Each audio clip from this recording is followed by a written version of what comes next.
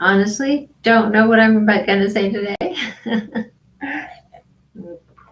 And I also forgot to change the title on it, but that's all right.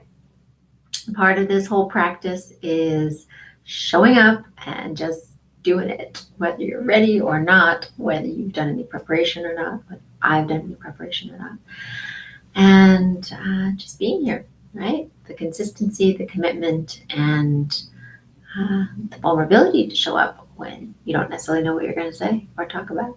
Hey, Balder, how's it going?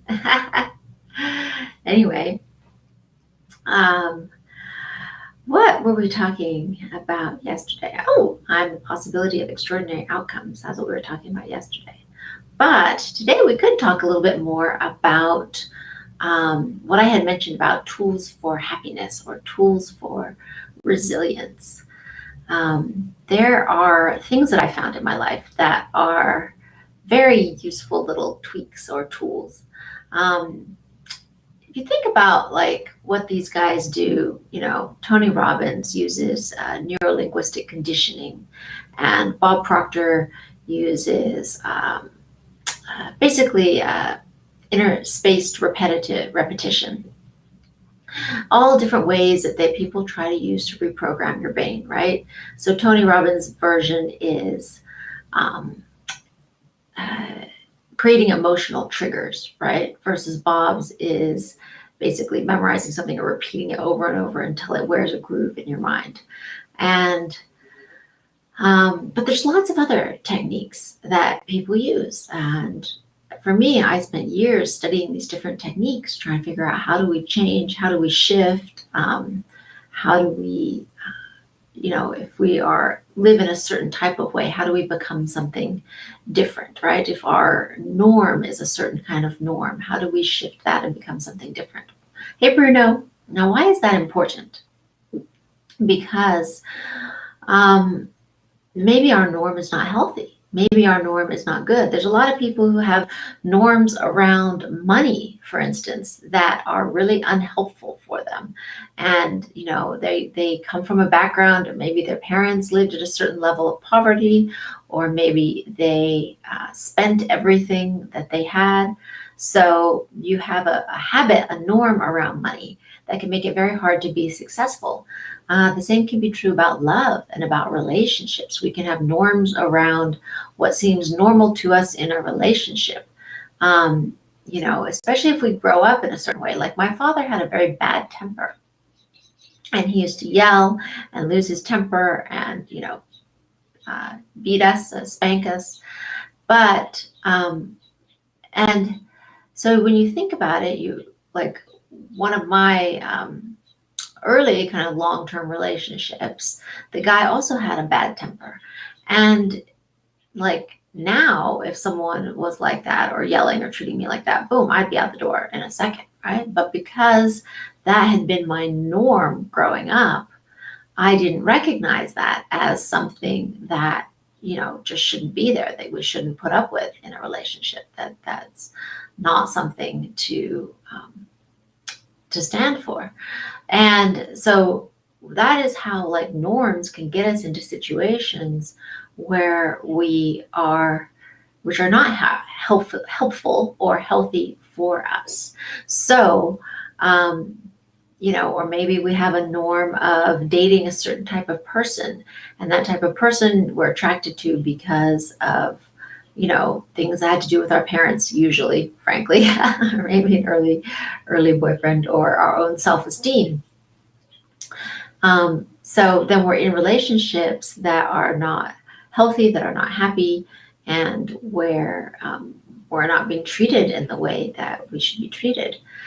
So how do we shift these norms? This has been a question for me that I've studied for years, 20 years, probably, is on how we shift these things. And shifting a norm is really also, it's about healing, right? So healing is a shift. Healing is a shift in how we behave. It's not just putting a Band-Aid on and making you feel better about it. It is actually a shift in behavior, a shift in action. That is what healing is.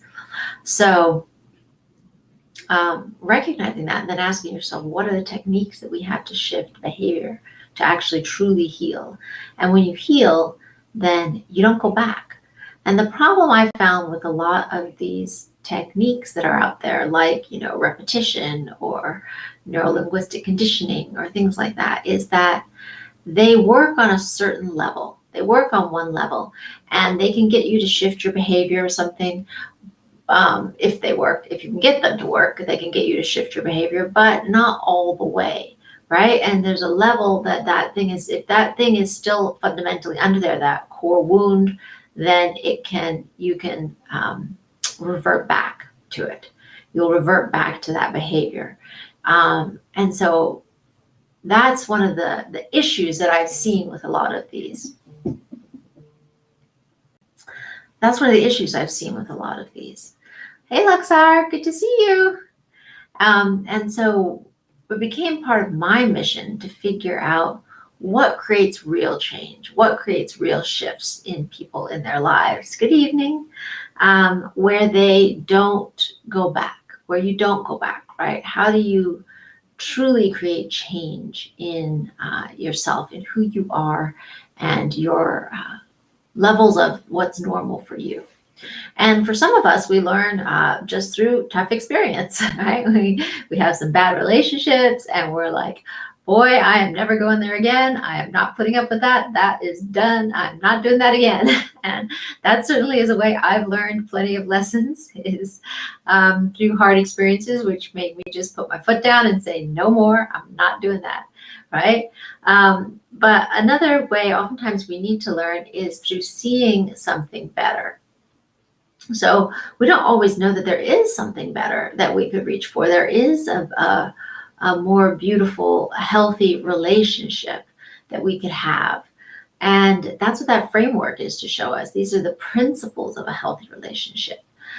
We don't always know that, we can be treated better, treated in a certain way, or that money can flow in a whole different way in our lives. We don't always understand. We don't always know how to do that. We don't see it unless somebody shows us. So part of that can be actually being exposed to those things, being exposed to what does a healthy relationship look like? What does a healthy relationship with money look like? Some of it's just being exposed that those things exist and that is real and that people actually live that way, right? I mean, that's exciting to know. So part of it is that, but then another part of it is, how do you shift yourself? How do you shift your norms so that becomes part of your life and that is part of who you are, and you're not constantly going backwards, right? You don't want to be going, one step forward, two steps back, or even two steps forward and one step back. You want to be able to keep that progress of moving forward. So when I talk about the tools for happiness that I created, these are tools that can help shift us in the moment, right? They can help, and with practice, they can become a habit of a different way to look at the world. And then over time, that can shift us, that can shift our normal. But in themselves, they are not the core healing, right? They're techniques, they're tools, they're tactics, which are great tactics and tools, but we also have to go to the core of something. Thank you for the hearts, Luxar. We have to go to the core of something and say, what is actually creating this issue? And do I have a healing technique that can shift this? And that's a little bit different, right? So if it's just, okay, well, I need to be more positive, so I'm just going to start, there's different things you can do. I can listen to affirmations, I can catch myself, and I can use these different tools and techniques to shift my perception of reality. But if there is something that's a core wound that's causing me to be negative or down on myself or have low self-esteem, maybe it's something that happened to me in childhood, then that core wound is, hey, try me. Then that core wound is what we need to work on to create a lasting shift. So I will be teaching you more of these tools for happiness that I use, but also remember that the reason I put that that exercise in the book originally, is because that exercise to me is one of the best exercises for creating actual healing, for doing the healing work. And there are some other amazing techniques that I've found that really help make that shift, that full healing. So that is what I wanted to, I just thought I'd share that with you today, that there is a distinction in different types of techniques and tools and methods. And a lot of these coaches that are out there, they are not teaching you true healing techniques. They're teaching you tools to shift your perception. Luxar, that's the exercise that I have in my book in chapter 5. So we haven't gotten to that chapter yet, but I will read it. I will read it to you on here. And that's a healing release process, which I found is very, very effective. But these other, like so many people that are out there that are doing this coaching and mindset coaching and all of this sort of stuff, that they're working on that level, right? They're working on the tool level. This is just a tool to help you kind of shift your mindset in the moment. They're not working at the deep level of really doing inner healing work. And so you need to recognize the difference. And the reason it's so important to recognize the difference is because if you've been trying this mindset stuff and you've been trying to do the affirmations, or you've been writing all your, stuff over and over and over, this is what I want and this is my dream and whatever that is, right? And they have all these different techniques and tools and, things that they want you to do. If you've been working on that and doing that and trying that and really like diligently trying it, okay, not just like whatever, and you're still finding you just don't seem to be making that shift, and you don't know why, and you're getting discouraged with yourself because of that, because you feel like, oh, something's wrong with me because I've been doing this and I still haven't gotten these results that everyone's telling me that I'm going to get, and I'm still like unhappy and I still am dealing with these issues. Recognize that in that case, what's going on is that this is not just a surface thing that you can deal with using a mindset technique.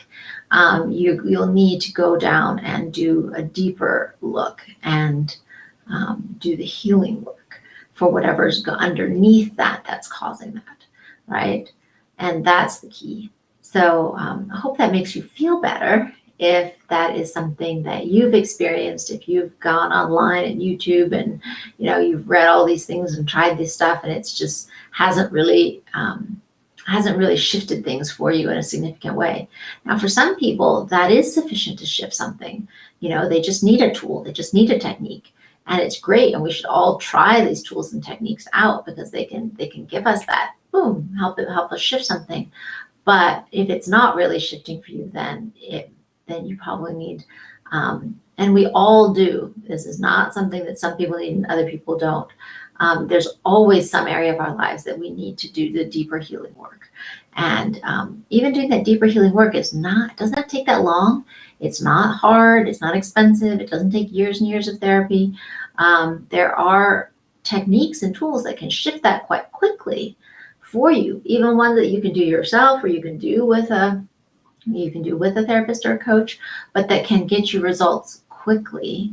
But they're asking deeper questions and they're doing deeper work than just writing affirmations or, shifting your perception and telling yourself a different story. So sometimes we need to do that deeper work as well.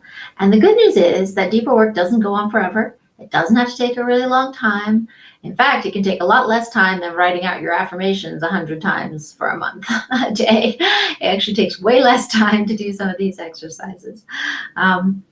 But yeah, so that's just something to share with you today. I hope that's helpful if you've experienced that, where you maybe have tried some of this stuff and it seems like it hasn't worked for you. Okay? I hope you have a beautiful, beautiful day, and I will talk to you tomorrow. Bye, Luxar. Good to see you.